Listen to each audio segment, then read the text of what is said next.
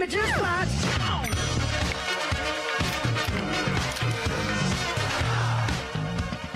Don't believe me just once. We're back on the Morning Brew with friends with Christian and Barbara from the Ronald McDonald House here in Albuquerque. So how often do people actually really put golf balls into the house? Because it's right next door to the first fairway of the UNM North golf course. Right, right. Like, I'm always worried that, like, when I'm there, I'm going to, like, put a golf ball over there and put it in, like, a car window or something. Right. Has that happened? It has happened, knock on wood somewhere. Thankfully, it doesn't happen. It doesn't hit cars very often, but we did our stucco a couple years ago, and the folks that did it were laughing at the number of holes and divots in our building. It happens regularly, and there's always golf balls in the parking lot. Not me. None of those golf balls are my golf balls, ever. Of course not. Not Never. at all. No. Not at all. Barbara, you're one of the great volunteers at Ronald McDonald House, right? Yes. So how did you find out about the Ronald McDonald House? Well, in July of 2013, my granddaughter Isabella had to go out to Minneapolis, Minnesota, to have a major surgery out there.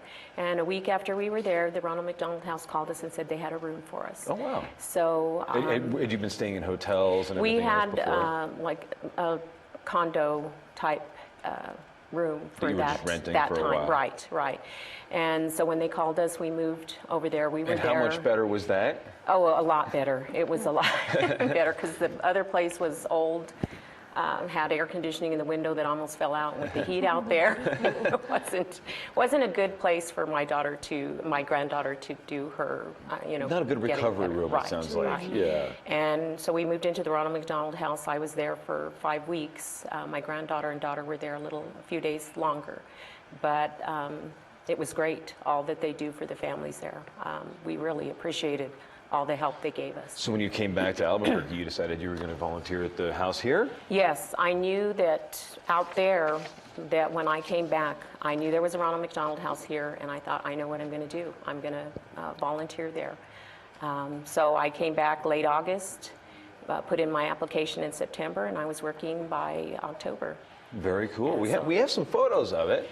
And for those that haven't seen it, it's a nice spot. Well, you guys remodeled it not that long ago. We did. So the original house was built in 2008, and in 1982, and we expanded in 2008. Okay. So we have made sure to do upgrades all the time to make sure we can continue to meet the needs of the families that we serve. That's actually a picture of our room at Presbyterian Hospital. In addition to the Ronald McDonald House, we have 2 Ronald McDonald family rooms, one at UNMH and one at Presbyterian, and it's a space inside the hospital that allows families just to step away from the bedside and take a break. Right. And those 2 programs are 100% volunteer driven. That's amazing. We rely really heavily on volunteers like Barbara. That's amazing. We hear stories over and over of people who have used the house that want to give back. Right.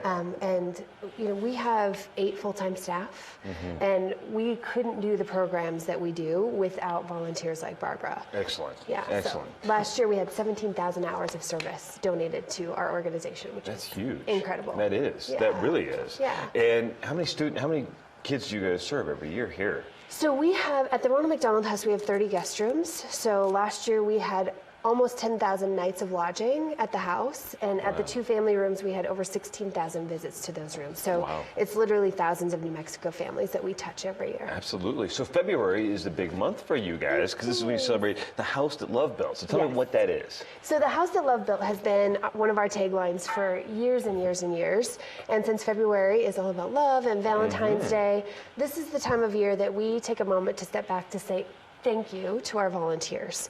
It's a chance for us to celebrate love and the importance of family being together and loving our volunteers.